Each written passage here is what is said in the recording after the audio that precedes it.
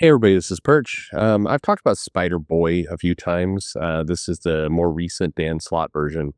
I would say it kind of flew under the radar. It was weird how that title though was defined and hyped by certain people in Marvel and kind of around it. They really seemed to kind of hang their hat on the idea that this title was a massive breakout success and it was selling tons and tons and tons of copies and it was huge and the challenge was that that wasn't ever really true.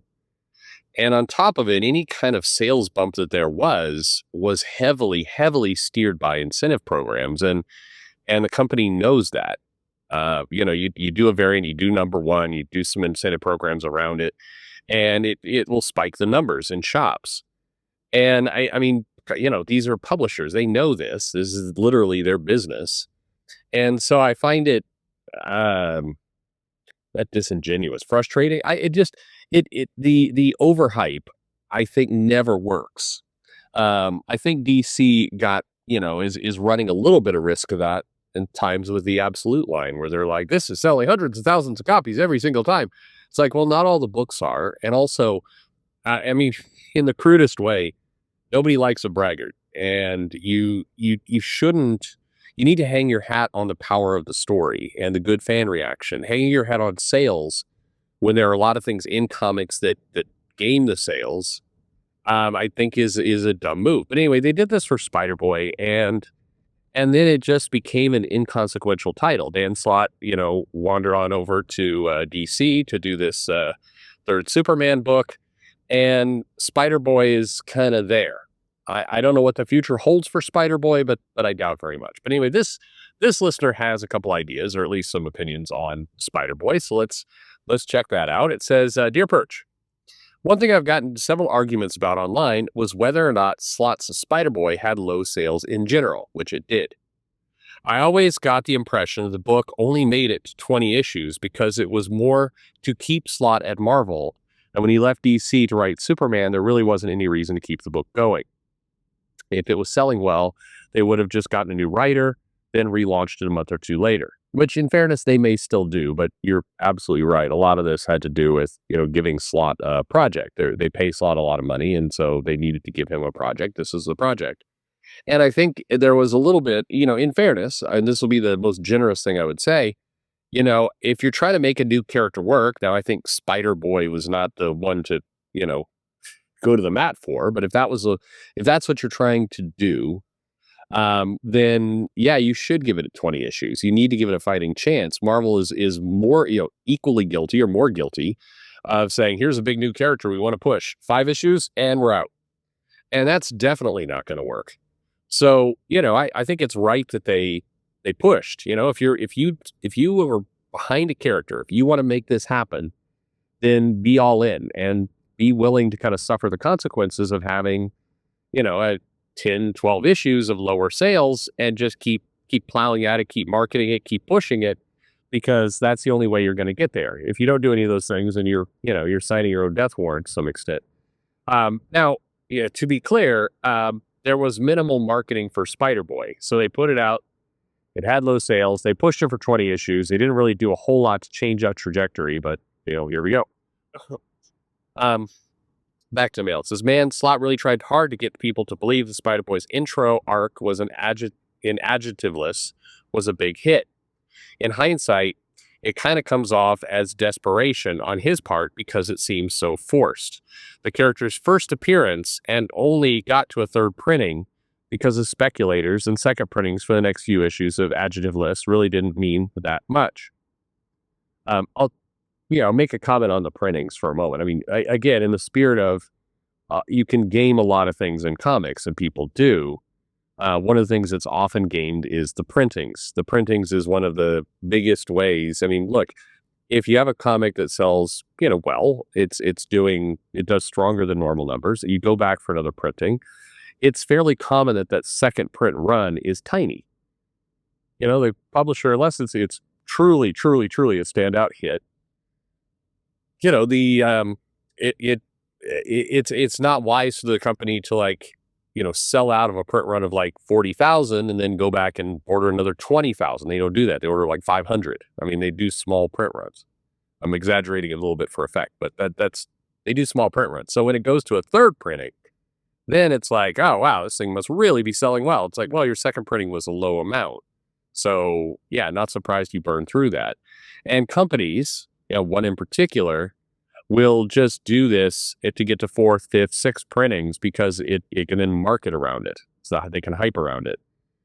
Put it this way, there really isn't a real big compelling reason to do a press release or hype around how many printings something has. At that point, it's not necessarily benefiting the company. The only reason to do it is to create the illusion that the title is just selling off the shelves ever, can't keep in stock ever. And so, that's why people do that as a marketing campaign. But anyway, it says, well, we'll finish this up. It says, like his solo never got to a second printing. And if it was a genuine hit, then it would have gotten to third and fourth printings. Like I said, maybe. I want to end this with a fuck you, Dan Slott. Okay. And I hope that your contributions to Spider-Man get forgotten and replaced by better ones. All right. Dan Slott's interesting because he really does generate a decent amount of dislike from fans. I think the combination of Nick Lowe and Dan Slott is just, it's the devil's pairing right there. You just get like, that is a mess of a pairing of fan favorites, let's say, being very sarcastic there. I mean, look, Spider-Boy, the challenge with Spider-Boy as a character for me always was like, there have been several attempts. You had that, remember Alpha? You have these characters, and I also think it used one of the laziest and dumbest plot devices. The, hey, don't you remember who I am? You forgot about me. Some either multiversal or magic shenanigans, like you forgot that I existed. And I hate that because it's cheap. It's a cheap way that the writers do. That's something that's stuck in my throat, man. I'm coughing more than usual. It's like I got I don't know what, a little protein ball and it's stuck in there. No jokes. I understand what that sounds like. Anyway, the problem was when you do these stories where it's like, you just forgot me, you could do that once. It can be kind of novel and unique, but comic companies have done that a little too often, and it allows them to kind of short circuit by going, hey, remember all those times that we fought, Electro and the Rhino and Doc Ock together, and remember all these big emotional moments that everyone cared about and really powerful and really, reinforced me as a character and was super cool and special and on and on and on. Remember all those great moments that have never appeared in a comic book, but I'm telling you they existed. So you should really love me. You should love this character because I've been doing important stuff. I've been doing important stuff for a long time. I'm important, and you gotta, recognize me. I'm big. And that's how it comes across. That's how it feels. It feels cheap. It feels like a way to try and get credit for the work without doing the work. And in this case, the work would be, actually getting readers to care about all that stuff. There's a little bit of a, you will care aspect to it, which in fairness, I think is part of the reason why Dan Slott has such a negative reaction amongst, the portion of the fan base, because a lot of his stuff is in that zone of, you should care because I told you to care. In fairness, you can't hang all that on Dan Slott. Some of that's, again, Nick Lowe. It's Marvel's culture in general. There's a little bit of a, because we told you to come, you will come. And that's, fans, I don't really like that. It's the show me state of comics. There is a sense of, you can't just tell me I should care about something. You need to make me care about it. You need to show that I care about it. And every now and then you can, put some of that credibility on the table that you've earned, that get me to say, yeah, I'm going to trust in this. I'm going to give it a shot. But if you don't do that work, you don't get that trust. And then, where are you? And that's I think the challenge with Spider-Boy and quite frankly, a decent amount of comics that try and, shortcut the line in effect to get out of something, get out of having to do the work because they're not confident they can do the work. They're not confident they can land that plane. It's easier to just say this was a big character. And Spider-Boy, it doesn't help that Marvel just dumped a ton of characters kind of in the same, like, it's a legacy character. It's a character that's a younger version of the character and they're hanging out, and it's like at some point you're like, okay, there's a how many more of these? Like how you can't properly sell and market the ones you have, so please stop dumping new ones into the mix. It's not going to help. Um, and I can guess at least part of this was Dan Slott going, hey, we got to get to that kids market. We got to put out a book that is going to appeal to Dogman fans and everything else. So a younger kid version of Spider-Man that's going on wacky adventures. I mean that sounds like a good idea. Yeah, yeah, it sounds like a good idea. Sure, but it's hard to land that, and you do have to have a compelling character. So anyway, that's my bit for Spider Boy. Did you love Spider? Is there anybody who loved Spider Boy? Want to come into who's there's one person who are made nameless who just loves to comment. They clearly are not listening to my videos because there's almost never, rarely to never any comments on the videos. There's always a community post. It's like, well, I actually like this thing, and it's maybe you do.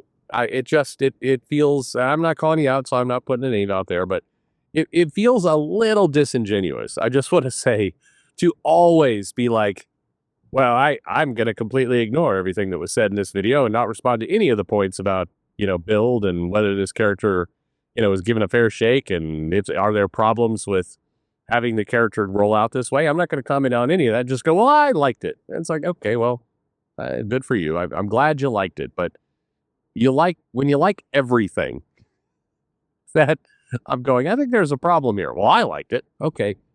I mean, cool. The comic industry is clearly perfect for you right now. That's awesome. Now, please, I hope you're buying, because if you're just liking and you're not actively buying, I mean, not really helping anything. Thanks for listening.